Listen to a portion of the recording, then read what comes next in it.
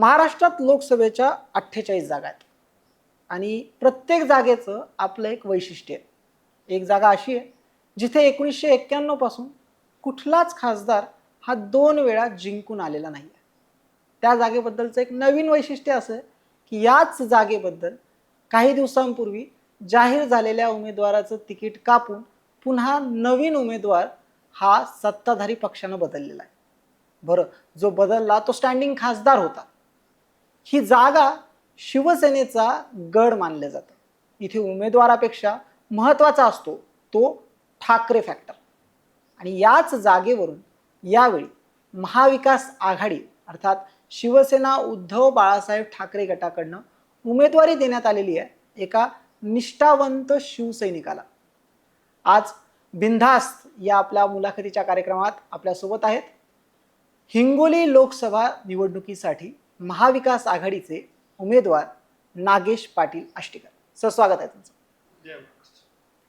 Sir, पहिला प्रश्न, हिंगोली लोकसभा का लढवायची आहे?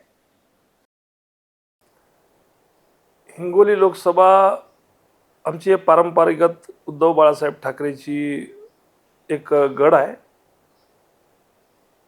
आणि साहेबांनी आदेश केला उभं टाका म्हणजे आम्ही उभं टाकलो. खरं तर मला मागच्या वेळेस सुद्धा साहेबांनी हा कॉल दिला होता, पण माझे वडील नेमकं त्याच महिन्यामध्ये ऑफ झाले होते आणि माझी मानसिकता नव्हती करायची. त्यामुळे मी मागच्या वेळेस साहेबाला विनंती करून ते टाळलं होतं. पण यावेळेससुद्धा मग साहेबांनी सांगितलं की तुला हे लोकसभा लढवावं लागेल आणि साहेबांचा आदेश, आम्ही तर साहेबांची निष्ठावंत माणसं आहे, त्यामुळं आम्ही स्वीकारला आणि लढायला निघालो. वडिलांची तुम्ही आठवण सांगितली. राजकारणातले धडे हे मला वाटतं वडिलांकडनंच तुम्हाला आले असतील. कशी झाली राजकारणाला सुरुवात, कशी झाली? घरातलं राजकारण आणि मग पहिल्यांदा कसं राजकारणामध्ये तुम्ही आले, हे सगळा प्रवास? खरं तर माझ्या वडिलांची बहुतांशी त्या काळामध्ये इच्छा नसावी की मी राजकारणात पडावं म्हणून. मला वडिलांनी माझ्या खूप मला शिकवण्याचा प्रयत्न केला. मला खूप चांगल्या शाळेमध्ये माझ्या वडिलांनी ठेवलं. माझं पूर्ण प्राथमिक शिक्षण हे कॉन्व्हेंटमध्ये झालं, इंग्लिश मिडियममध्ये झालं, भोसला मिलिटरी स्कूलमध्ये झालं. म्हणजे त्यांनी मला जिथं काही एक चांगला शिक्षणाचा दर्जा जिथं होता तिथं ठेवून पाहिलं. पण ते काय माहिती नाही, मला काही ते रास आलं नाही किंवा मी काय त्यांच्या वडिलाच्या त्या अपेक्षेला काही पूर्ण पडलो नाही. आणि आम्हाला पहिलेपासूनच सगळ्यालाच घरामध्ये शेताचा नाद आहे, शेती करण्याचा, म्हणजे आमचा मूळ व्यवसाय हा शेती आहे. मग मी थोडंसं शेतामध्येच राहण्याचा प्रयत्न केला, पण वडील राजकारणामध्ये असल्यामुळं सातत्याने जे कार्यकर्त्याचा त्याचा फ्लो यायचा. मग वडिलाच्या माघाऱ्या, मग आम्हाला त्यांना एंटरटेन करावं लागायचं, त्यांच्या कामाबद्दल विचारपूस करावं लागायची किंवा जे काय आपल्याच्याने शक्य असते ते करावं लागायचं. मग शेताकडे पूर्णपणे ध्यान देता येत नव्हतं किंवा माझ्या व्यवसायाकडे काही ध्यान देता येत नव्हतं. व्यवसाय दुसरा असा कोणता नव्हता, पण आम्ही छोटे मोठे व्यवसाय करत होतो. मग एकदा ठरवलं की नाही, मला हे असं आपल्याला करू देत नाहीत लोक, म्हणजे आपल्याला शेतीसुद्धा करू देणार नाहीत आणि मग धडतर एक तर राजकारणातही आपण नाही. म्हणून मग सक्रिय राजकारणात वडिलाच्या पाठीशी उभं टाकण्याचं ठरवलं आणि मग त्या दिवशीपासून आम्ही वारसाप्रमाणे माझ्या वडिलाच्या पावलावर पाऊल ठेवून पुढे आलो. पहिली निवडणूक आठवतं, म्हणजे पहिल्यांदा एखाद्या निवडणुकीला उभे राहिले? नाही, मी पहिल्यांदा सुरूला एका जिल्हा परिषद म्हणून उभं टाकलो. म्हणजे मी नेमकं शिकून इकडून तिकडून आलो आणि काही कार्यकर्त्यांनी आमच्या सुचवलं की बाबा जिल्हा परिषदला नागेश पाटलाला उभं करा. उभं टाकलो. मग माझे वडील म्हणले बाबा मी माझ्या मुलाच्या प्रचारासाठी फिरणार नाही, आणि ते फिरलेच नाही माझ्या प्रचारासाठी आणि अवघ्या 200 मतांनी माझा पराभव झाला. काय वय होतं तुमचं त्यावेळी? माझं जस्ट काय 19 वर्षाचा असेल मी त्यावेळी. अच्छा, 19व्या वर्षी तुम्ही जिल्हा परिषद लढवली? हो, आणि पहिल्यांदाच पडलो आणि फार थोड्याशा मताने पडलो. आमच्या तालुक्यामध्ये मी आणि आमचे माजी आमदार निवर्ती पाटील साहेब होते, म्हणजे आत्ताचे माधवरावजी पाटील जळगावकर, त्यांचे वडील, त्यांचे मोठे बंधू पंजाबराव जळगावकर होते. ते जळगाव सर्कलमधून उभं टाकले आणि मी आष्टी सर्कलमधून उभं टाकलो. ते पडले, मी पडलो, ते थोड्याशा मताने पडले, मी पण थोड्याशा मताने पडलो आणि अशा पद्धतीनं ते आमचं राजकारणाची सुरुवात झाली. 19व्या वर्षी पहिली निवडणूक. हो. त्यानंतर आमदारकी? नाही, त्याच्यानंतर मी मग संघर्ष केला. मी पुन्हा बेसिकमधून सुरुवात केली. मी मग 10 वर्ष सरपंच होतो. त्याच काळात पुन्हा मी मार्केट कमिटी लढवली, मार्केट कमिटी पूर्णपणे जिंकून आणली. मग सतत 10 वर्ष मी मार्केट कमिटीचा सभापती म्हणून काम केलं. मग अनेक पुन्हा जिल्हा परिषद आमच्या कार्यकर्त्यांनी लढवल्या. माझ्या इथं म्हणजे ज्या ज्या वर्षी मी पडलो त्या वर्षीपासून आजपर्यंत आमच्याकडं मॅक्झिमम जिल्हा परिषद असो, पंचायत समिती असो, हे आमच्या ताब्यात आहेत, त्यावेळेसपासूनही आहेत. आणि नंतर मग मार्केट कमिटी असेल, खरेदी विक्री संघ असेल, स्थानिक स्वराज्य संस्था सगळ्या आमच्या ताब्यात असतात त्या दिवशीपासून. म्हणजे मार्केट कमिटीचा आजपर्यंतचा सभापती माझ्या वडिलांनी जे करेल तेच होणार, असंच आत्तापर्यंत तरी झालं. खरेदी विक्री संघाची तीच पोझिशन होती. बँकेवर मी आजही आहे, गेल्या 10 वर्षापासून आहे. सोसायट्यामध्ये आमचं चांगलं पाठबळ आहे आम्हाला. ग्रामपंचायतसुद्धा खूप साऱ्या आहेत. आता जे काही आमच्या हदगाव तालुक्यामध्ये 2च खरं चालतात, एक शिवसेना आणि काँग्रेस. माधवराव पाटलाच्या आणि आमच्या या दोघांच्याच मिळून आमच्या ग्रामपंचायत असतील मॅक्झिमम 90%, आणि सोसायट्या पण आमच्याच असतात. आणि खरेदी विक्री संघावर असो की मग मार्केट कमिटीवर असो, पंचायत समितीत असो, फार रेअर आमच्या सोबतीला असल्यामुळं, शिवसेनेच्या सोबतीला असल्यामुळं एखादा BJPचा कुठंतरी मेंबर आमच्यासोबतच असला तर असतो, नाहीतर एरवी काही नाही आहे तसं काय. आणि मग नंतर मी विद्यापीठावर EC मेंबर म्हणून काम केलं.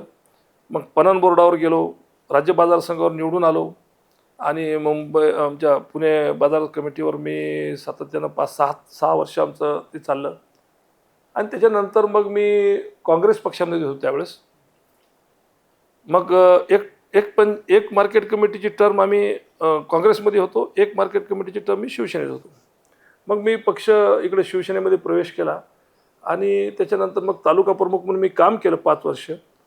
आणि तिथून मग संघटन बांधायला सुरुवात केली. सारखं सातत्यानं 5 वर्ष खूप मेहनत घेतल्याच्यानंतर मग पुढच्या वेळेस मी उभं टाकलो आणि मी नंतर निवडून आलो. 10,000 मतांनी आमच्या माधवराव पाटलाच्या विरोधात मी निवडून आलो.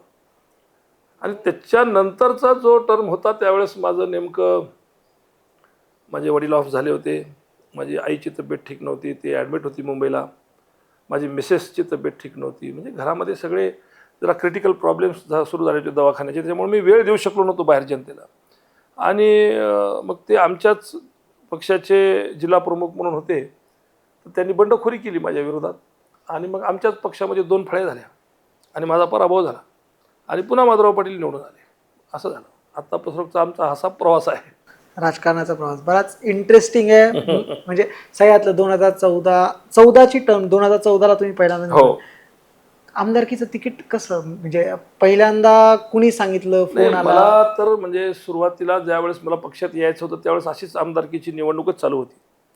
आणि त्याच वेळेस असं त्यांनी ठरवलं होतं की मला तुम्ही आता तिकीट घ्या.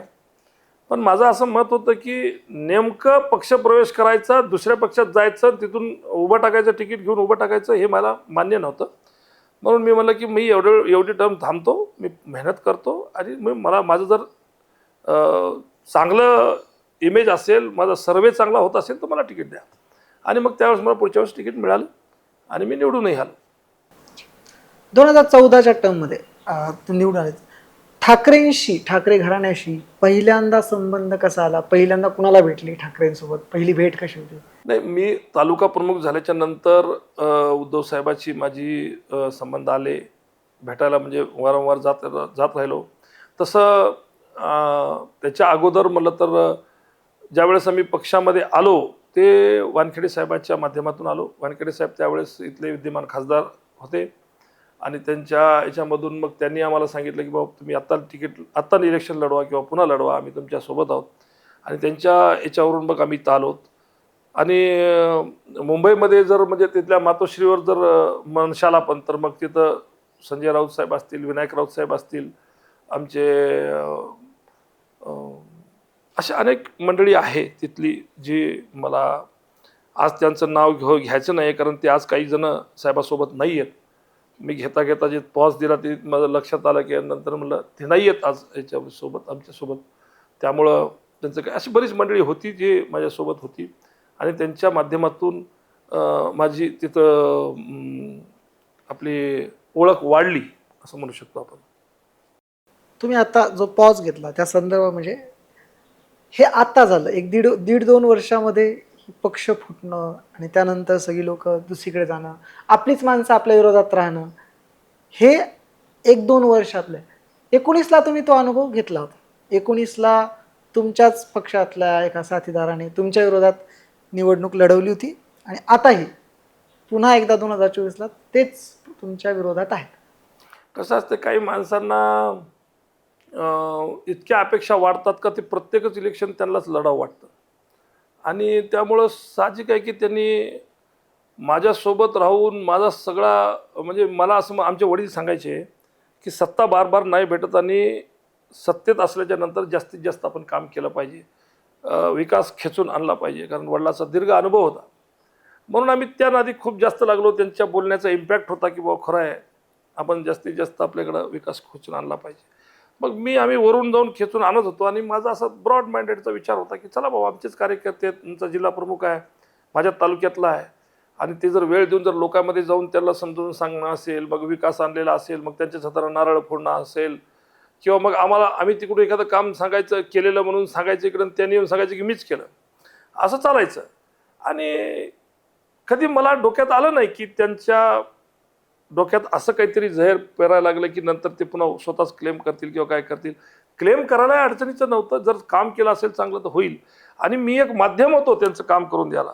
जसं की आता जे माझं संपल्याच्या नंतर ते हेमंत भाऊचा कारभार त्यांनीच केला, आणि आता ते हेमंत भाऊचं काम केलेले हे सांगतात की मीच केले. पण म्हणजे ॲक्च्युअली कसं असतं की आमच्यासारख्याने वरून काम आणायचं आणि आमच्या खालच्या कार्यकर्त्याला द्यायचं, बाबा वाटप करा, असं करा तसं करा म्हणणं साहजिक आहे. आणि त्या पद्धतीने आम्ही केलं. पण आता यांची वल्गना झाली की नाही, हे मीच करून आणलं, किंवा संकल्पनाच माझी होती, किंवा मीच पाठपुरावा केला, असं सांगतात आता लोकांमध्ये. आता एखाद्या 2 वेळेस लोक ऐकतात सुद्धा, आणि त्या माध्यमातून मग त्यांना लोकांना वाटलं की फार याच्यावर अन्याय झाला, असं झालं तसं झालं. पण ते वास्तव तसं नाही आहे. आम्ही मंत्रालयामध्ये जाऊन जेव्हा आमदार असतो त्यावेळेस आम्ही झटून सुद्धा आमचे कामं होत नाहीत, आणि तुम्ही आमदार नसताना सहजरित्या तुम्ही मंजूर करून आणता, म्हणजे असं कसं होईल. पण ते लोकांना गैरसमज करून देतात की हे काम मीच करून आणलं. म्हणजे तुम्ही त्या पदावर जाऊन सुद्धा तिथले लोक तुमचं ऐकत नसतात, किंवा लायबिलिटी नसते. कसं असतं की एक ठराविक हेड असतात, त्या ठराविक हेडला ठराविक फंड असतात, आणि ते ठराविक फंड ठराविक आमदारामध्ये वाटून द्यायचे असतात. मग त्याच्यापेक्षा लायबिलिटी तुम्हाला वाढवून कशी मिळेल, असा विषय असतो. पण त्याला आम्ही आमच्या एफर्ट्स लावून त्याला तिथं जाऊन आम्ही आमचे मंजूर करून आणत असतो. आणि अपेक्षा अशी असते की आता प्रत्येकाला तुम्ही जर बघायला गेलं तर गावचा सरपंचाला सुद्धा टाईम मिळत नाही.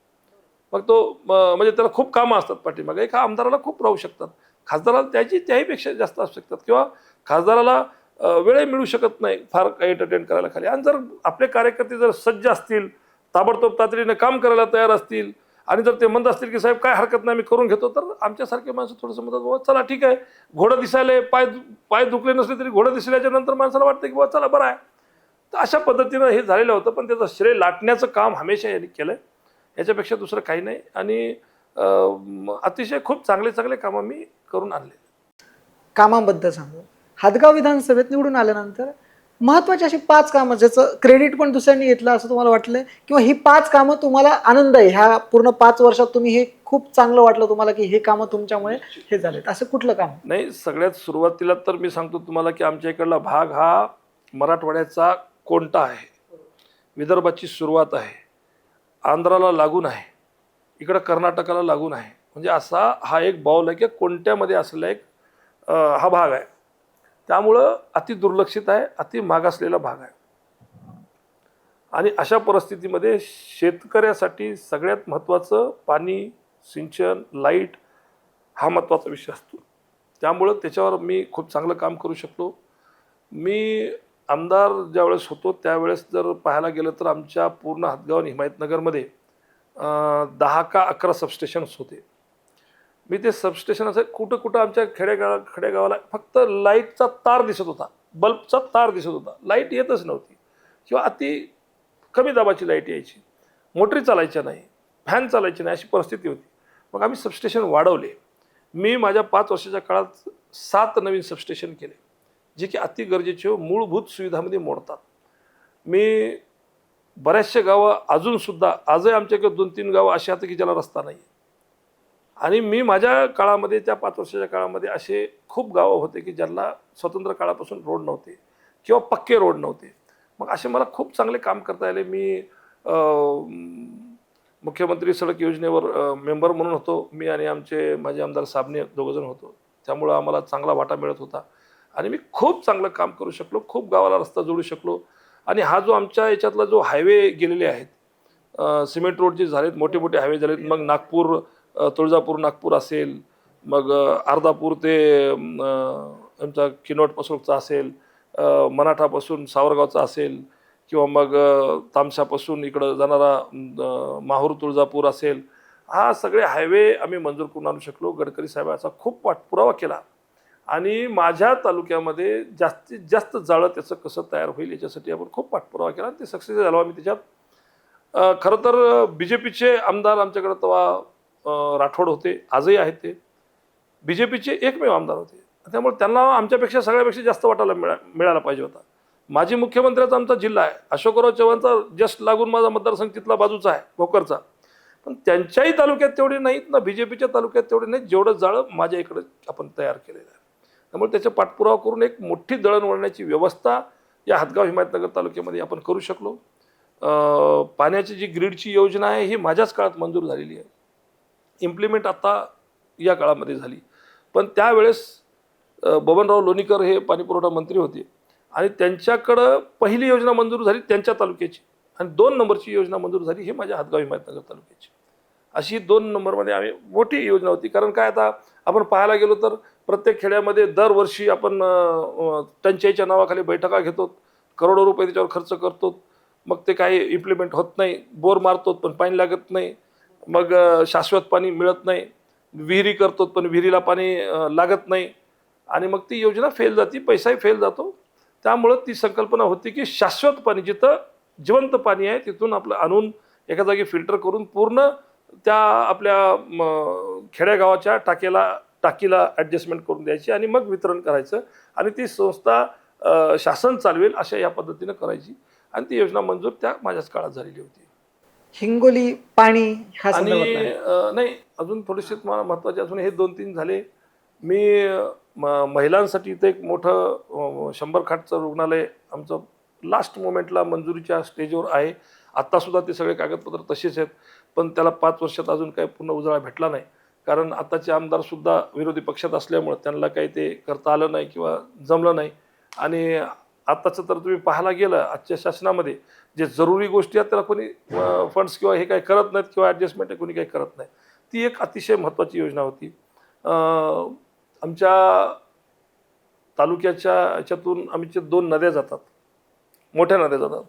एक वेनगंगा जाते आणि आमची दुसरी कयादू जाते, एक लाखाडी जाते. आमच्याकडं माझा पहिल्यापासून विचार होता की शेतकऱ्याला सिंचनासाठी व्यवस्था आपण चांगली करून दिली पाहिजे, म्हणून आम्ही बंधाऱ्याचा खूप पाठपुरावा केला. बंधाऱ्यासाठी, कोल्हापूर बंधाऱ्यासाठी आम्ही त्या पेनगंगा नदीवर आम्ही 7 बंधाऱ्याची मंजुरीसाठी आम्ही पत्र टाकले. त्याला इनिशियल अमाऊंटसुद्धा मंजूर झालं होतं, ज्याला आपण टोकन ग्रँट म्हणतो. टोकन ग्रँट करून बोर वगैरे मारून जागा निश्चित करण्याच्या याच्या संदर्भात इथपर्यंत आपण त्याच्यापर्यंत पोहोचलो होतो. पण मुख्य अडचण अशी होती की याही अगोदर पाठपुरावा एखाद्या वेळेस 2 वेळेस झाला होता, पण मुख्य अडचण अशी होती की ते जलसंधारण आणि जलसंपदा या दोघांच्या याच्यामध्ये ताळमेळ यांचा बरोबर नाही आहे. आणि त्यामध्ये जो निरा संस्था आहे आपली त्याची नाशिकची पाणी वाटपाची, त्याचे काही नॉर्म्स आता त्याला शिथिल केलं पाहिजे होतं आणि ती शिथिलता करण्यासाठी पाठपुरावा तेव्हापासून आहे, पण अजून ते काय अटी आपण शिथिल करू शकलो नाही किंवा माझ्या एका 5 वर्षाच्या काळात झाल्या नाही. आता कालसुद्धा मुख्यमंत्र्यांनी काल इथं भाषणामध्ये बोलताना सांगितलं की आम्ही 7 बंधारे मंजूर केले. मुख्यमंत्री बोलता बोलता म्हणजे अरे ते 7 हात की 11 हात रे, म्हणजे ते त्याला स्क्रिप्ट होती ती की बा असं असं बोला, याच्यावर शब्द करा. पण त्यांना खरं बोलावंच लागलं अखेरीला की आम्ही त्या नाशिकच्या त्या पाणी याच्या ऑफिसला त्या आपण त्या अटी शिथिल करण्यासाठी प्रस्ताव दिलेला आहे आणि तो अजून येणार आहे. म्हणजे तो जोपर्यंत मी अटी शिथिल करणार ना तोपर्यंत मंजुरीचा कुठं विषय येतो. पण हे काहीतरी लबाडीचं राजकारण चालू आहे. पण त्याच्यातसुद्धा मी खूप ॲग्रेसिव्ह होतो आणि ते 7 बंधारे झालेच पाहिजे. आणि जर मला संधी याच्या पुढे मिळाली तर ते मी नक्की करून घेणारच आहे. कारण सगळ्यात महत्त्वाचा विषय आहे, हा भाग सगळा शेतकऱ्याचा भाग आहे. शेतीवर अवलंबून असणारे माणसं आहेत आणि त्यासाठी सिंचनाची व्यवस्था असलीच पाहिजे आणि ते असल्याशिवाय काय होणार आहे दुसरं. त्यामुळे तो एक भाग महत्त्वाचा होता. मी माझ्या काळामध्ये एक आरोग्य शिबिर घेतलं होतं, एक 11 दिवसाचं आरोग्य शिबिर घेतलं होतं आणि ते कोणा निवडणुकीच्या तोंडावर नव्हतं घेतलं, मध्यमध्ये घेतलं होतं. 2.5 वर्ष झाल्याच्या नंतर घेतलं होतं आणि अतिशय सुंदर असं मी ते शिबिर घेतलं होतं 11 दिवसाचं याच्यासाठी की माझं म्हणणं होतं की आपण पूर्णपणे त्यांच्यावर लक्ष करायचं पेशंटला. जेव्हा आला ओपीडीच्या नंतर तपासणीच्या नंतर ट्रीटमेंटच्या नंतर लागलं तर जरूरत पडली तर ऑपरेशनपर्यंतचे विषय होते. महिलांच्या पिशवीचं जे कॅन्सर आहे त्याच्या संदर्भात सुद्धा मी त्यावेळेस अवेअरनेस नसताना खूप मोठं काम करू शकलो. आमच्याकडे पॅप्समेअर नावाची एक तपासणी असती जी पिशवीच्या आजारासाठी कॅन्सर होण्यामध्ये ते एक स्टेजेस असतात त्याचे. जर पहिल्या स्टेजला जर डिटेक्ट झालं तर औषधी आणि गोळ्यावर नीट होऊ शकत असते. आणि त्याच्यामध्ये महिला आपल्या थोड्याशा जात नाहीत, अंगावर काढतात आजार, त्यामुळं बरेच जण येत नाहीत. पण त्याच्या अगोदर आम्ही अंगणवाडी सेविका, तुमच्या आरोग्य सेविका याचं एक शिबिर घेतलं. एका मोठ्या डॉक्टरला आम्ही तिथं इन्व्हाइट केलं, लेडी डॉक्टरला, आणि त्यांना गायडन्स केलं, त्यांना मार्गदर्शन केलं आणि त्यांनी जाऊन गावामध्ये मार्गदर्शन केलं. मग असे जे काही पीडित होते ते आमच्या जवळपास 350 का काहीतरी महिलांनी ते आमची तपासणी केली आणि त्याच्यातून 56 महिलांना तो जो आजार होता फर्स्ट स्टेजला होता तो गोळ्या औषधावर नीट झाल्या. गर्भपिशवीचा कॅन्सर. तर ते एक अतिशय मोठी अचिव्हमेंट होती. आणि बरेचसे आमच्याकडं म्हणजे मी 11 दिवस याच्यासाठी घेतले की ओपीडीला रोजचे आमच्याकडे 200 डॉक्टर असायचे. 200 डॉक्टर म्हणजे यवतमाळ, नांदेड, परभणी इथल्या सगळ्या मेडिकल कॉलेजेस, आमचे गव्हर्नमेंटचे मेडिकल कॉलेजेस, त्यांच्यातून आणि प्रायव्हेट काही लोक डॉक्टर, त्यांना सगळ्याला इन्व्हिटेशन देऊन त्यांना स्वतः जाऊन भेटून त्यांना कन्व्हिन्स केलं की तुम्ही या बाबा इकडं. मग त्यांची ओपीडी करायची. मग त्याला फिजिशियन, सर्जन हे सुद्धा आम्ही इथं बोलवले, त्यांना कॅबिन करून दिली. आणि मग त्याच्यानंतर MRI जवळपास मी 5-5.5 हजार लोकांचे MRI करून दिल्या फुकट फ्रीमध्ये. आणि बऱ्याच जणांच्या जवळपास 300-350 लोकांच्या CT स्कॅन करून दिल्या. आमच्याकडे एका मुलाचं हार्ट ट्रान्सप्लांट त्या माध्यमातून मी करून आणलं आरोग्य कॅम्पमध्ये. आणि मी इथून दर रविवारी मी मुंबईला लोक घेऊन जात होतो आणि तिथं मग त्यांची सगळी व्यवस्था करत होतो. वेगवेगळ्या दवाखान्यामध्ये जसं जसं त्यांना लागल सरकारी दवाखान्यामध्ये जाऊन त्यांची सगळ्याची व्यवस्था करून आणत होतो. मला गव्हर्नमेंटनं त्यावेळेस 20 लाख रुपये काहीतरी औषधीसाठी दिले होते. आणि औषधीसाठी म्हणजे मेडिकललाच इथं आमच्या रुग्णालयामध्ये. आणि काही NGOनं मला मदत केली, काही मेडिकलचे आमचे सगळे असोसिएशननं मदत केली. या लोकांनी औषधी वाटप केलं जे फ्रीमध्ये, म्हणजे जे टॉनिक्स किंवा मग असं जे काही बेसिक लागतात ते त्यांनी पुरवठा केला. आणि त्यावेळेस मला 90 लाख रुपये दुसरा खर्च आला. प्रत्येकाला आम्ही सकाळी 6 वाजता जरी आलं तरी त्याला वरण भात खाऊनच आम्ही पाठवत होतो. असं एक म्हणजे स्वतःला बरं वाटलं, करायचं म्हणून केलं. आपण जनतेचं काहीतरी देणं लागतो किंवा आपण समाजानं जर आपल्याला पुढं नेलं असेल तर त्याच्यासाठी प्रति आपलं काहीतरी काम करायची, म्हणजे ज्याची गरज आहे ते पुरवण्याचं काम आपलं आहे, हे उद्देश डोळ्यासमोर ठेवून आपण ते कामं केलेली आहेत. अशा अनेक सामाजिक कामं असतील. मग दरवर्षी आम्ही दुर्गादेवी महोत्सव करतो. गणपतीला असो, दुर्गादेवी मंडळाला असो, पोरांना प्रोत्साहन देऊन त्यांना हे सगळ्या गोष्टी करायला लावतो. हे तर म्हणजे हे सामाजिक कामं तर झाले. पण याच्यामध्ये हा जो कन्सेप्ट होता, मग विकासाच्या बाबतीत तुम्ही म्हणशाल तर नाला खोलीकरण, सरळीकरणमध्ये स्वतः आम्ही जागोजाग प्रत्येक नदीवर, प्रत्येक नाल्यावर स्वतः जाऊन आम्ही ते कामं करू शकलो. आज बऱ्यापैकी त्या नाला सरळीकरण, खोलीकरण जे शासनाची त्यावेळेसची स्कीम होती त्यामध्ये बऱ्यापैकी लोकांची पाणी पातळी वाढली. ते सुद्धा आम्ही खूप मोठ्या प्रमाणावर केलं. गावोगाव स्वतः जाऊन हे काम करायला सुरुवात केली. पुन्हा करोनाच्या काळामध्ये ज्यावेळेस मी आता आमदार नसल्याच्यानंतर, नेमकी आमदारकी केल्याच्यानंतर सुद्धा करोनामध्ये खूप चांगलं काम करू शकलो मी. कारण मला हे शिबिर घेतल्यामुळे माझ्याकडे सगळ्या डॉक्टर्सची म्हणजे कॉन्टॅक्ट होते, त्यांच्याशी माझा संपर्क होता. त्यामुळं मला त्याच्यात थोडीशी आवडही होती की म्हणजे हे करायचं, या लोकांची काळजी घ्यायची म्हणून. ॲक्च्युअली माझ्या घरी माझी मिसेस किडनीची पेशंट होती. म्हणजे करोनामध्ये असं म्हणत होती की बाबा तुमच्या घरात जर पेशंट असेल तर तुम्ही थोडंसं हे टाळाटाळी करा. मी तब्बल जवळपास 7-8 महिने मी म्हणजे वेगळीकडे राहिलो. मी घरामध्येच क्वारंटाईन, म्हणजे वेगळीकडे गेलो की कारण त्यांना त्रास नको मग. पण मी खूप चांगलं काम करू शकलो. मी माझे स्वतः त्यावेळेस कर्मचारी काम करत नव्हते, साफसफाई करत नव्हती.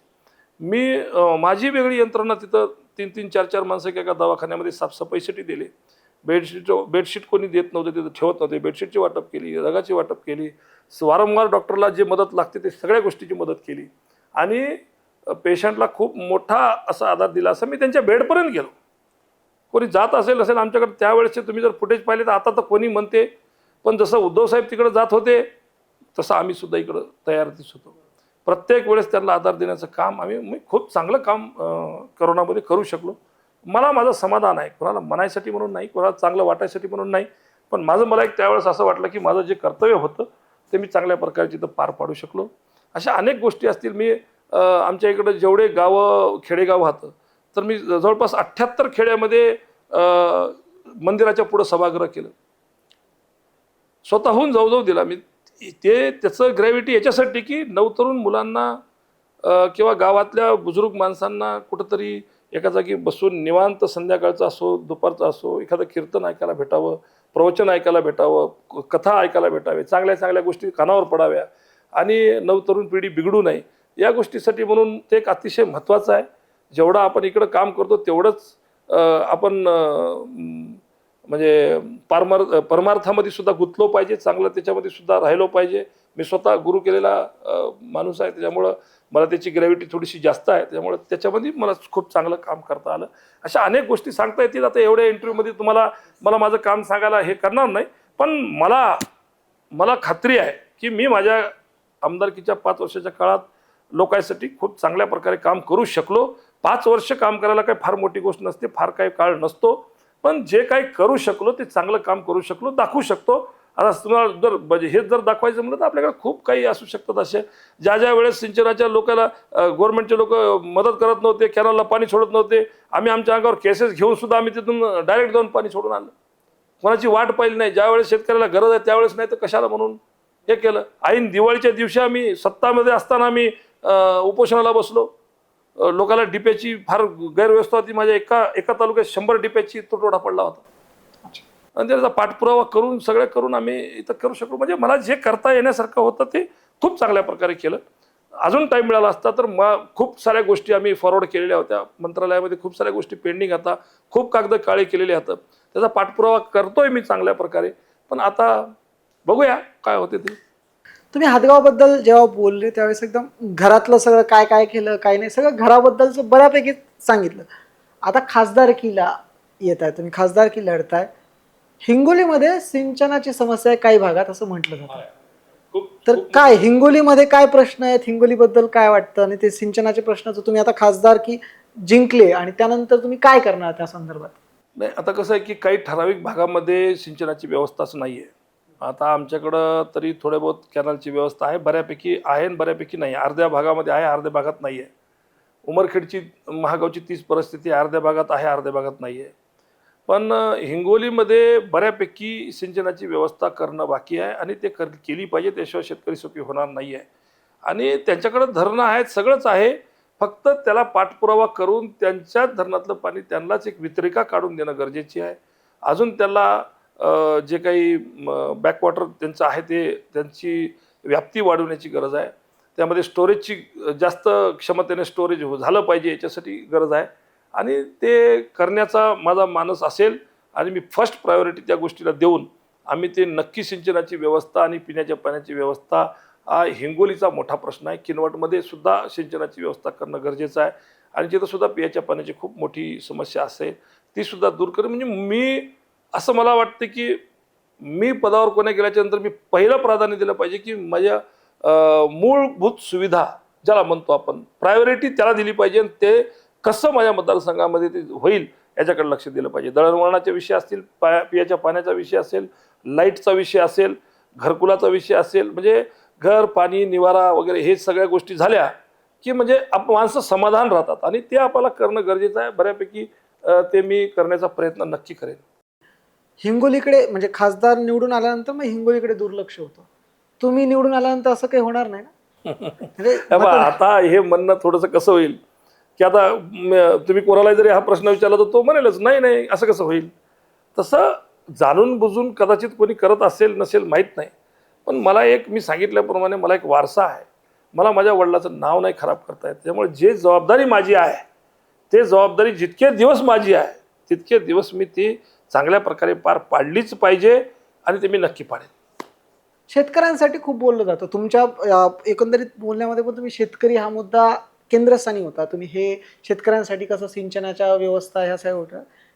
खासदार जेव्हा म्हणजे सभागृहात जातात, सर्वोच्च सभागृहात जातात, देशाचे सगळे कायदे जिथे बनतात तिथे जातात, त्या संसदेमध्ये शेतकऱ्यांसाठी काय करणं म्हणजे कुठली अशी गोष्ट आहे जी तुम्हाला वाटतं की ही केली म्हणजे बळीराजाचं हिंगोली लोकसभेचे जे शेतकरी आहेत त्यांचा प्रश्न सुटेल आणि ते केलं पाहिजे? काय मुद्दा आहे असा नेमका की जेणेकरून शेतकऱ्यांचे प्रश्न सुटतील? कसं आहे बघा, आता काँग्रेसच्या काळामध्ये शेतकऱ्यावर बऱ्यापैकी ध्यान दिलं जायचं.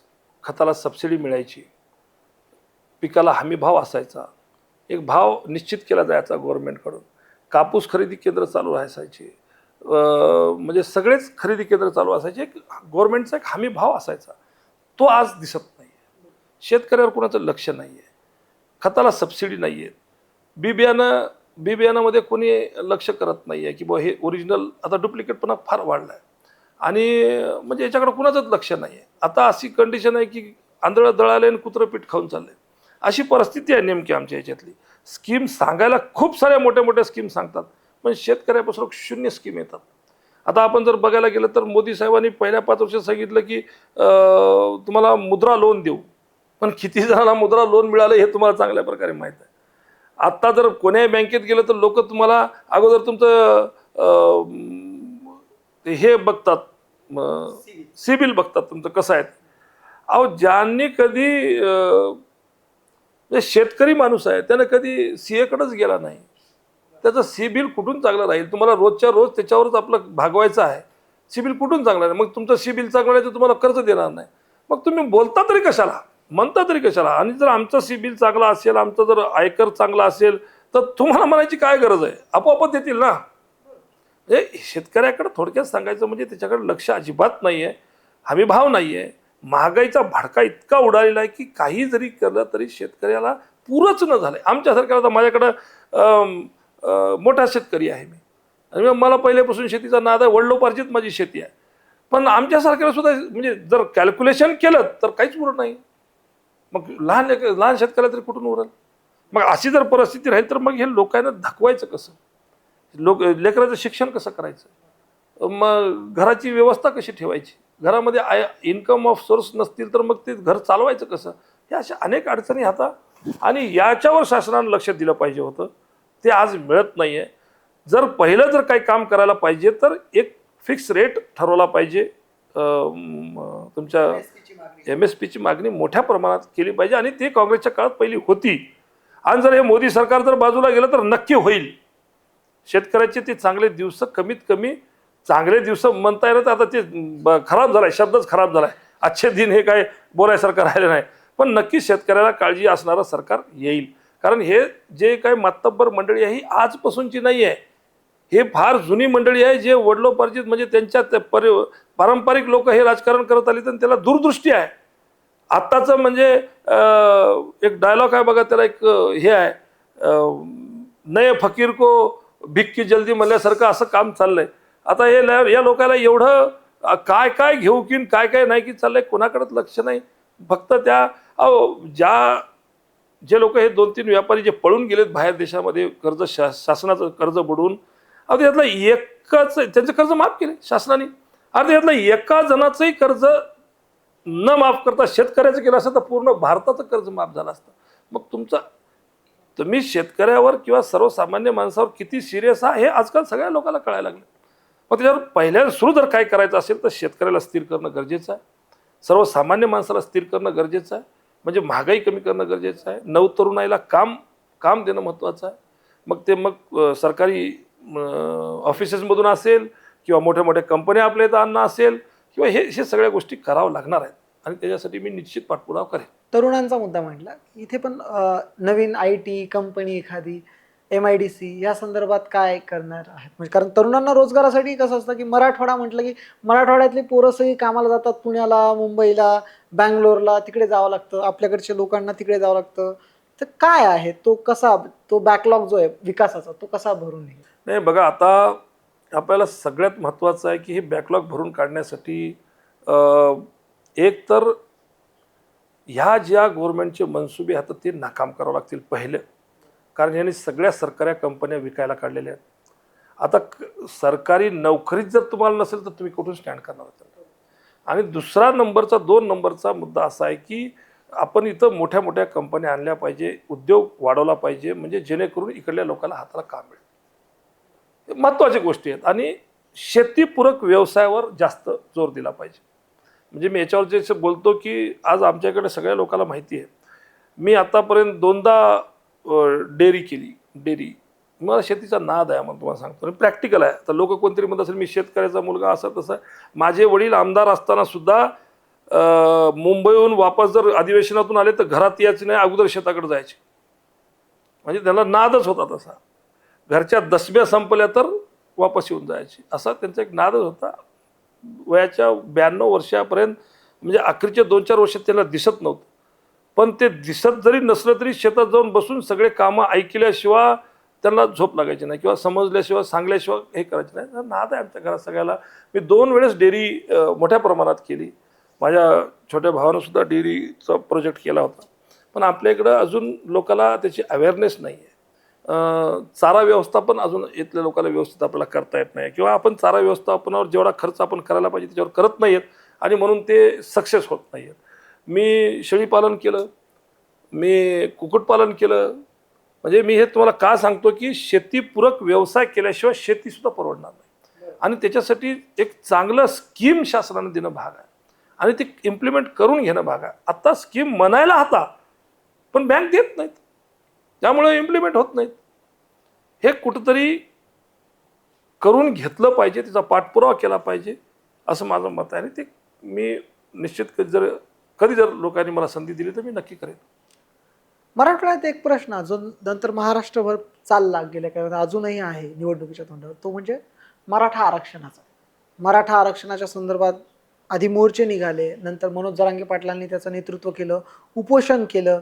मग आधी ओबीसीतून आरक्षणाची मागणी होती, नंतर मग सगळ्या सोयऱ्यांचा मुद्दा आला, त्यानंतर उपोषण थांबलं, मग पुन्हा लाठीमार, ह्या सगळ्या गोष्टी सगळ्या काही झाल्या. मराठा आरक्षणाबद्दल नागेश पाटील आष्टेकरांचा काय स्टँड? नाही, ते जगजाहीर आहे. मी आजपासून नाही, मी प्रत्येक आंदोलनामध्ये सामील झालेला आहो. माझं म्हणजे मी स्वतः एक मराठा आहे. माझ्या वडिलांनी इथल्या आमच्या परिसरातले जवळपास 1000-1500 लोकांना अन्नपाण्याला लावले असेल. एक समाजातला मोठा माणूस म्हणून त्यांना जे जे काही करता येण्यासारखं असेल ते केलेले आहेत. मला जवळून मराठी समाजाची व्यथा माहिती आहे, आणि गेले कित्येक वर्ष आमचं म्हणजे 2री-3री पिढी आहे माझी हे काम करायला. त्याच्यामुळे आम्हाला लोक ज्या पद्धतीनं, एक मोठं जाळं आहे आमचं सोयरपणाचं, इथं पुष्कळशे लोक आमच्याकडे खूप अतिगरीब आहेत, आणि त्यांना हे आरक्षण भेटायला पाहिजे, हे माझं म्हणजे उघड मत आहे, मिळालं पाहिजे. पण याच्यामध्ये मूळ मुद्दा असा आहे की या शासनाची फसवणूक या पद्धतीने हे करतात की जनगणना करायला पाहिजे होती, काय अडचण नव्हती. बरोबर, तो दुसरा प्रश्न होता. नाही, ऐका ना, जनगणना करायला पाहिजे होती. बरोबर. जर समजा तुम्हाला द्यायचं ना, तुम्ही हे सगळ्या नोंदी हुडकून काढू शकता. तुम्ही आता मी पुढे जाऊन अजून सांगतो की आता तुम्ही दर जिल्ह्यामध्ये तुम्ही शासन तुमच्या दारी घेता, सगळी शासकीय यंत्रणा लावता, 8 दिवसामध्ये तुम्ही सगळ्या लोकांना एका जागी तयार करता. मग जिल्ह्याचे सगळे लोक तुम्ही करतात ना, 8 दिवसात करतात ना. मग जनगणनाच करायला काय 2-4 वर्ष का लागतात? जर तुम्ही हे सगळी योजना, जर तुम्हाला जनगणना करायचीच आहे, खऱ्या अर्थानं तुम्हाला द्यायचं तर जनगणना करा ना, जातीनिहाय सगळ्याची जनगणना करा. दूध का दूध, पाणी का पाणी होऊ शकतं, आणि सगळ्यालाच, कोणालाच न दुखवता सगळ्या गोष्टी होऊ शकतात. आणि आमच्या आघाडीच्या नेत्यांनी सगळं सांगितलंय, आमचं मॅनिफेस्टो आहे की आम्ही सुरुवात जर कुठून करायची असली तर जातीनिहाय जनगणना करू, आणि ज्याला त्याला ज्याच्या त्याच्या हक्काचं आरक्षण देऊ. अडचणीच नाही ना. पण ते मूळ जे करायसारखं आहे ते करत नाहीत, आणि वेगळ्या विषयावर भटकून विषय नेत आहेत. हा शोकांतिक आहे, आणि हे तुम्हाला करायचं नाही आहे. आणि उगाच आपल्याला कुठेतरी वेळ मारून न्यायची, चाल पुढच्या लवणाला म्हणून आपलं कुठं ना कुठंतरी आमची दिशाभूल करण्याचं काम चालू आहे. राजकीय स्टंट बरेच होत असतात. म्हणजे मराठा आरक्षणासंदर्भात पण याच लोकसभेत एक स्टंट झाला होता राजीनाम्याचा, खासदारांच्या याच्यातल्या राजीनाम्याचा. काय आहे मला सांगतो तुम्हाला. आता मी त्यांच्याबद्दल आता म्हणायचं झालं तर म्हणजे मी खरं तर टीका करणं माझा स्वभाव नाही, मी करत नाही. राजकीय स्टंट तो लोकांनी ऐकलाच का मला कळालं नाही. कारण जिथं राजीनामा द्यायला पाहिजे होता तिथं द्यायला पाहिजे होता. किंवा तुम्हाला जिथं बोलायला, आता मी मान्य करतो की बोलायला प्रत्येकाला संधी मिळत नाही. जसं आज आमचा समाज म्हणतो की तुम्ही का बोलले नाही, तुम्ही का बोलले नाही. हे बघा कसं असते, एक म्हणजे सिच्युएशन अशी आहे मंत्रालयातली किंवा सभागृहातली, की एक ठराविक अधिवेशनामध्ये एक ठराविक घंटे असतात. एक 10 घंटे गृहीत धरा, 6-7 घंटे गृहीत धरा. 6-7 घंट्यातून वेगवेगळ्या विषयावर वेगवेगळ्या बोलायला टाईम मिळत असतो. मग आता आरक्षणाच्या मुद्द्याला समजा तुम्हाला 1 तास जर दिला असेल तर 1 तासामध्ये बोलणारे माणसं असतात 100.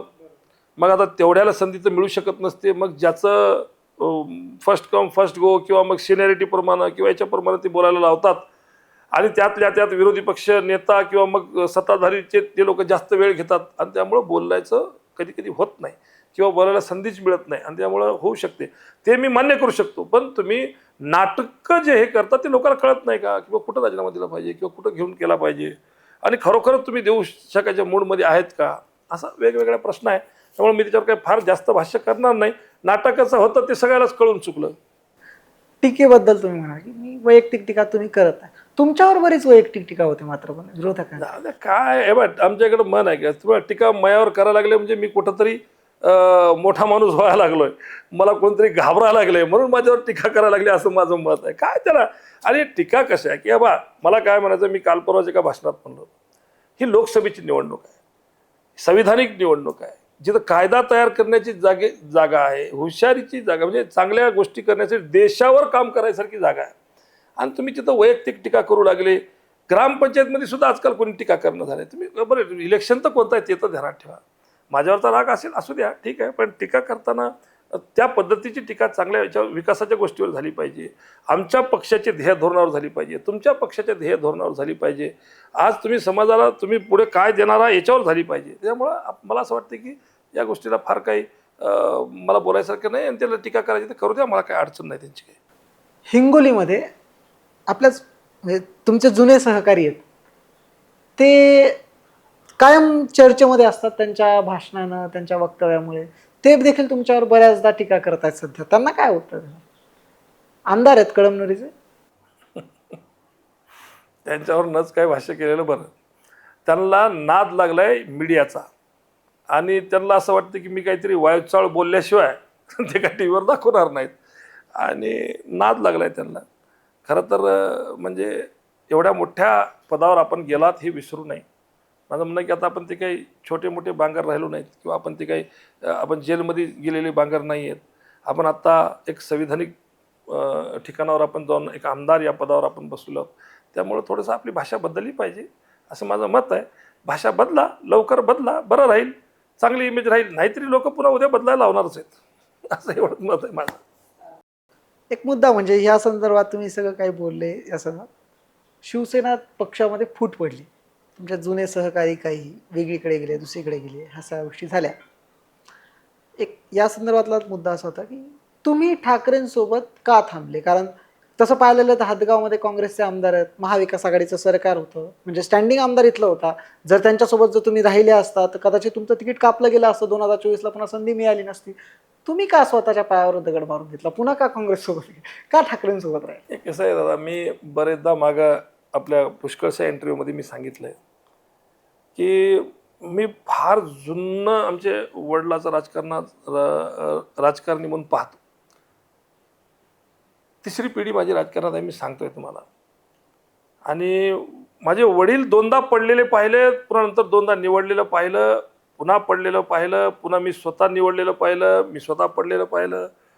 त्यामुळं आता ही हाऊस भागून गेली हो आमची, खरंच सांगतो. आणि हे कुठपर्यंत होतं की माझ्या मुलाचं मुलीचं कालच याच वर्षी लग्न झालं. मला असं वाटत होतं की आता की मी पूर्ण माझी आयुष्याची कारकीर्द माझी पूर्णपणे निभावलेली आहे आणि चांगल्या प्रकारे निभावलेली आहे. मग आता पक्षाने संधी दिली तर ठीक, नाही दिली तरी ठीक. इथं तुम्ही म्हणता तसं बरोबर आहे की आघाडीलाच म्हणजे त्यांची रनिंग असल्यामुळे आघाडीला जागा सोडावं लागेल किंवा असं काय लागेल, हे कधी डोक्यात आलं नाही. शिर सलामत तो पगडी 50. आमचा साहेब जर ठीक राहिला, उद्धव साहेब जर ठीक राहिले, महाराष्ट्र जर ठीक राहिला तर आपण ठीक राहू ना, अडचणीचं नाही काही. आणि मी तुम्हाला सांगू इच्छितो, कालसुद्धा मी या लोकसभेच्या निवडीसाठी मी म्हणजे मलाच तिकीट मिळावं किंवा मलाच बी फॉर्म लागावा यासाठी आग्रही असा अजिबात नव्हतो. प्रत्येक साहेबाच्या सभेत असेल, आमच्या सभेत असेल, मी सांगितलं होतं की बाबा मी इच्छुक आहे फक्त बस. आणि साहेबांनी मला सांगितलं की तुला लढवायचं आहे म्हणून मी इच्छुक आहे. नाही तर असं काही नव्हतं. कारण कसं आहे की समाजकार्य करायला मला बाकी पण करता येईल ना. समाजकार्य करायला मला माझ्या वडिलाच्या पुण्याईनं, देवाच्या आशीर्वादानं सगळं आहे ना. आणि लोक माझ्या पाठीशी आहेत ना उभे. मग त्यांच्या पाठीमागं मला उभं टाकावंच लागेल ना. निवडून आलो, निवडणूक लढवलं, निवडून आलो तर 2 कामं आगावचे करू. नाही निवडून आलो तर त्यांच्या पाठीमागं दत्त म्हणून उभं टाकू ना. काय अडचणीचं आहे. आणि आता मला काय मिळवायचंय, मला काय मिळवायचं आता, त्याच्यामुळं त्याचा विषय नाही आहे. मला आता राजकारण सोडता येत नाही, ही गोष्ट खरी आहे. कारण माझ्या वडिलाच्या काळातली 70-70, 80-80 वर्षाचे म्हातारे माणसं त्या वडिलाचे कार्यकर्ते म्हणून ते माझे आज कार्यकर्ते आहेत. त्यांना मला सांभाळावंच लागणार आहे. कोणाच्या भरोशावर सोडणार आहे मी. त्यामुळे मला हे राजकारण सोडून देता येत नाही. पण ठीक आहे, आता खर्चिक झाले राजकारण. आता आपण माझ्याकडे काही कोणती एजन्सी नाही, कोणती फॅक्टरी नाही किंवा काही नाही आहे. त्यामुळं लिमिटेशन्स येतात, खर्चिक झाले. त्यामुळे जेवढं जमते तेवढं करून पाहू, त्यापेक्षा दुसरं अजून काय नाही. आणि हार मानायची नाही कोणत्याच गोष्टीला. कारण राजकारण हे स्थिर नसतं. तुम्ही पाहायला गेलं तर पंतप्रधान सुद्धा मागोमाग इलेक्शनमध्ये पडले आणि नंतर पुन्हा उभारले, असं नसते काही. लोकांचा मूड असतो, त्या मूडप्रमाणे काम करत असतात. ठीक आहे, मला गेल्या वेळेस मतदान दिलं नाही म्हणून मी नाराज होण्यापेक्षा त्याच्या अगोदर मला दिलंय याच्यावर मी खुश असायला पाहिजे. किंवा आज मला देतील हे अपेक्षित असलं पाहिजे. काय गरज म्हणजे कोणाची दुश्मनी करण्यापेक्षा चांगले होप ठेवा ना. म्हणजे जर आपण चांगले होप ठेवले तर काय अडचणीचं आहे. आपला चांगला पॉझिटिव्ह विचार जर ठेवला तर काय अडचणीचं आहे. आणि ते माझ्या वडिलांनी शिकवलेलं आहे, ते मी पुरेपूर करेल. आणि मी अडाणी माणूस नाही आहे. मी पोस्ट ग्रॅज्युएट आहे, कॉन्व्हेंटमध्ये शिकलेला आहे आणि मी स्थिर आहे, शांत आहे. आणि त्यामुळं मला हे सगळ्या गोष्टीची सवय आहे. आणि मला असं वाटतं की असं पॉझिटिव्ह राहिलं पाहिजे. त्यामुळं मलाच भेटावं, मलाच सगळं हो असं नाही आहे.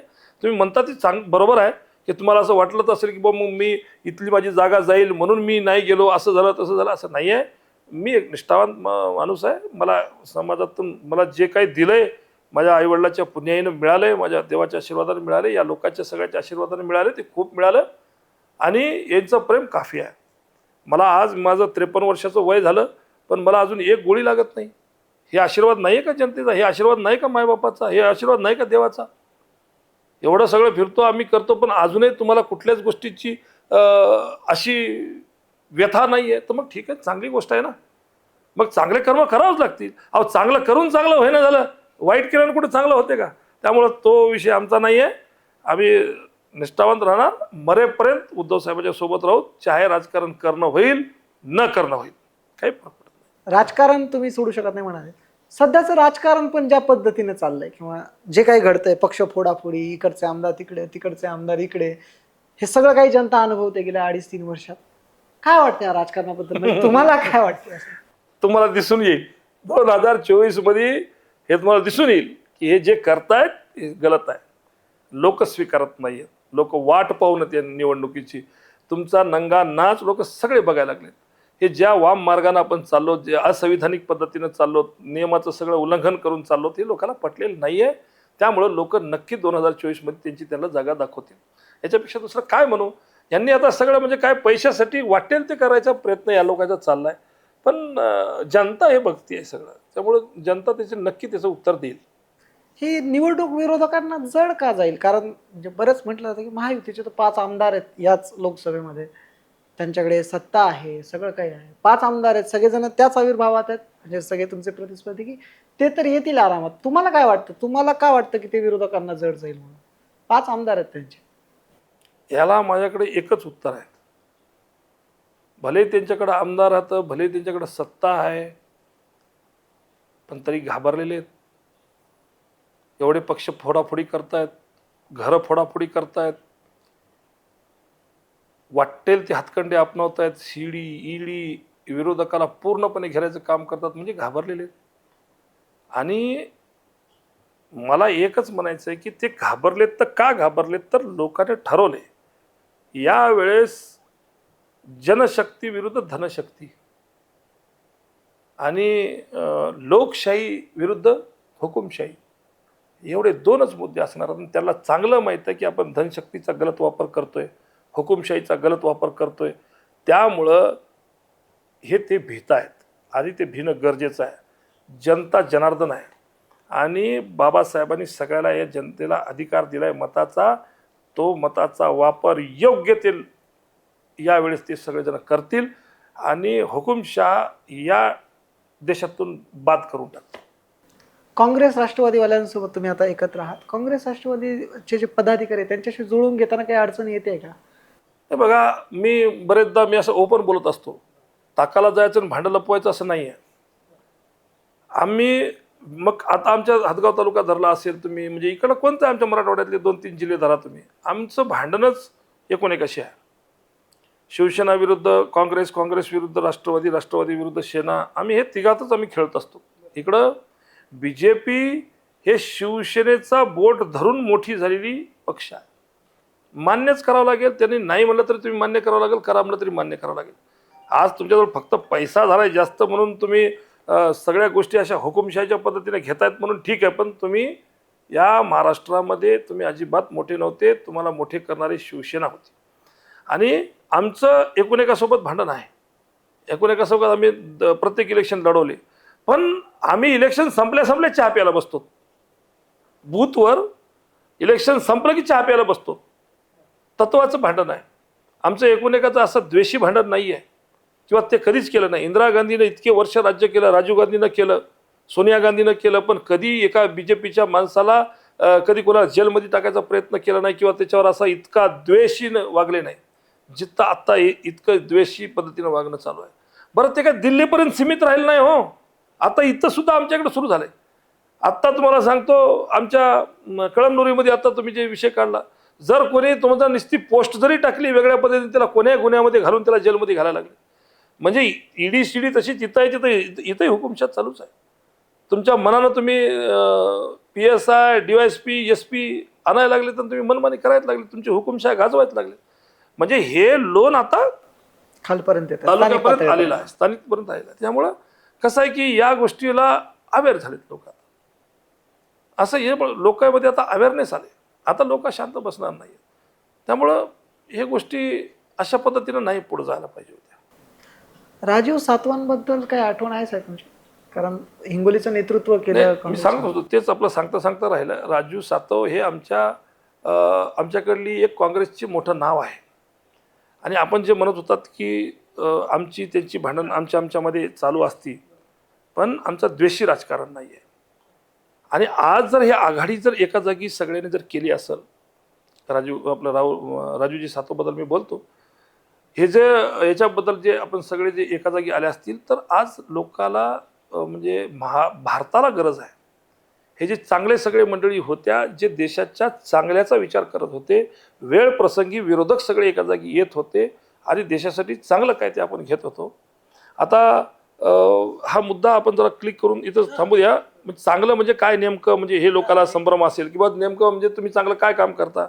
आता मोदी साहेब सांगतात की बाहेर देशात जाऊन म्हणतात 2 दिन में हमारे वहाँ पे एक IT तैयार हो रहा है, कॉलेज हो रहा है.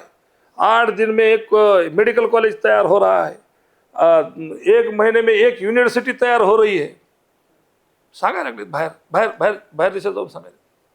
अहो, एक युनिव्हर्सिटी तर सोडा, तुम्ही अजून एखादा थर्मल पॉवर सुरू केलं नाही, विजेची काम सुरू केलं नाही, कॉलेज बिले तर सोडा, सरकारी शाळा तुम्ही विकायला काढल्या, रेल्वे विकायला लागले, बस विकायला लागले, एरोप्लेन सगळे प्लेन विकून टाकले. मग आता मला सांगा बरं तुम्ही, मग यांचा विचार असा विचार कधी या लोकांनी केला का?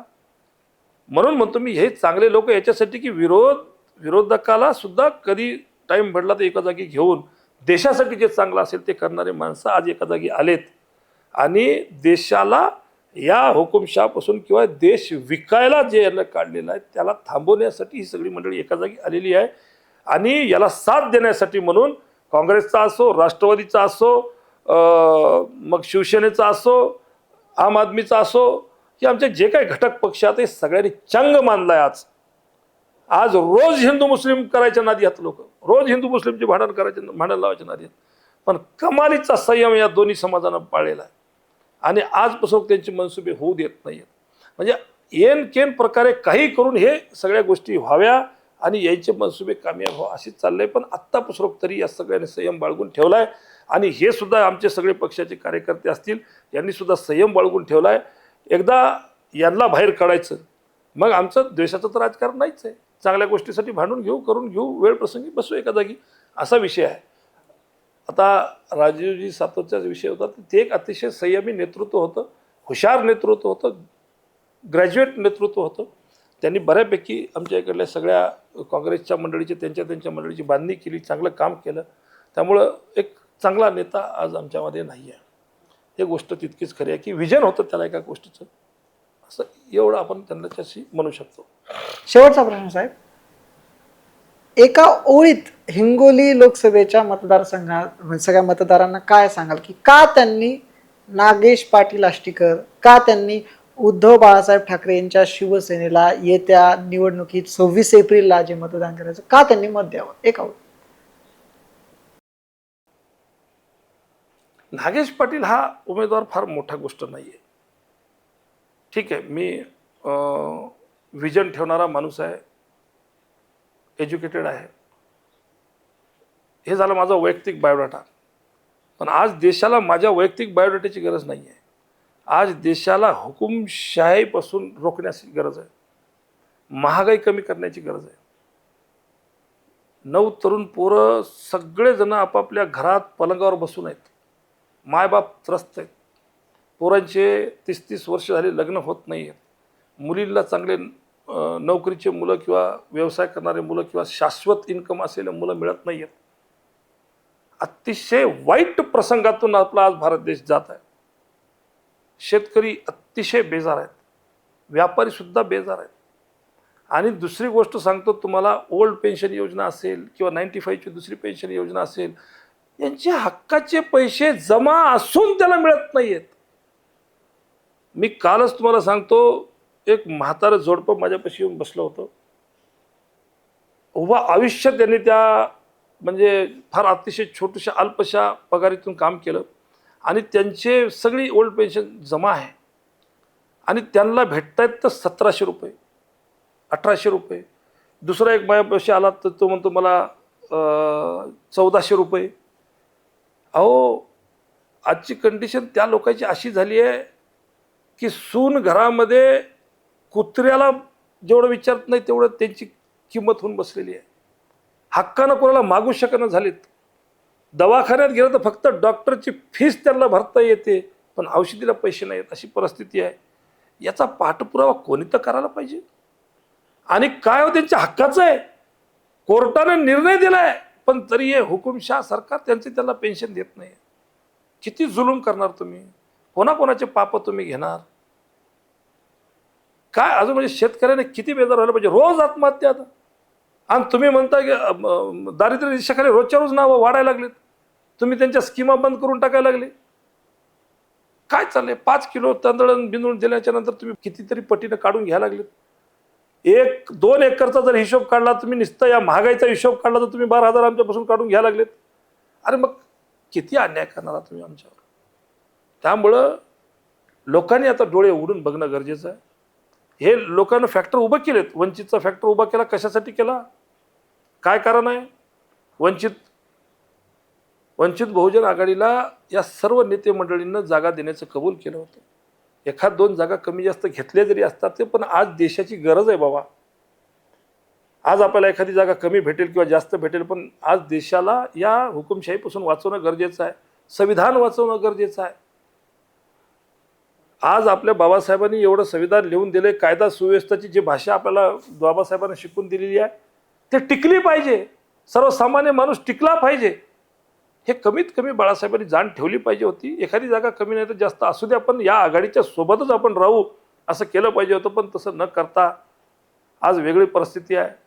आज आपण जे काही मतदान आपण वाया घालणार आहोत किंवा दुसरे या आपण बहुजन आघाडीला जे देणार आहोत त्याचा उपयोग कोणाला होणार आहे? खरं सांगा बरं तुम्ही. त्यांनी तर निवडून येणार नाहीच आहेत, पण हक्काचे मतदान जे आघाडीला पडायला पाहिजे होते ते न पडता तुम्ही स्वतः खाऊन बसणारा म्हणजे एका अर्थाने BJPचा फायदा करणं आहे. आणि हे नाही व्हायला पाहिजे असं माझं मत आहे. हे असं होऊ नये. हे कुठंतरी बाबासाहेबांच्या विचाराला संलग्न असं नाही आहे. त्यामुळं मग आज जनतेनं मी आव्हान करेल की आमच्याकडं ज्या पद्धतीनं आम्ही जे सांगतोय की बाबा आघाडीची मदत करा. नागेश पाटील हा विषय मोठा नाही आहे, कोणताच उमेदवार आजचा मोठा नाही आहे. जेवढे भारतामध्ये उभं टाकलेले जे उमेदवार राहतात त्या आघाडीचे मुख्य पक्ष जे लोकांचे विचार राहतात त्या विचाराला संलग्न राहून आपण या लोकांना निवडून द्यावा अशी आपल्याला आपल्यामार्फत मी सर्व जनतेला विनंती करणार. तर मंडळी, हे होते महाविकास आघाडीचे हिंगोली लोकसभेसाठीचे उमेदवार नागेश पाटील आष्टीकर. येत्या 26 एप्रिलला हिंगोली लोकसभेसाठी मतदान होणार आहे आणि ही लढाई असणार आहे बाण विरुद्ध मशाल विरुद्ध वंचित बहुजन आघाडी. 3 पक्ष आहेत. 3 पक्षातील पहिले पक्ष जे महाविकास आघाडीची बाजू आपण समजून घेतली, त्यांनी त्यांच्या संदर्भातले त्यांचे मुद्दे हिंगोलीमध्ये ते निवडून आल्यानंतर ते काय करू इच्छितात, त्यांनी आजवर काय काम केलं, ते का उद्धव ठाकरेंसोबत कायम राहिले, या विविध प्रश्नांची उत्तरं त्यांनी आपल्याला दिली.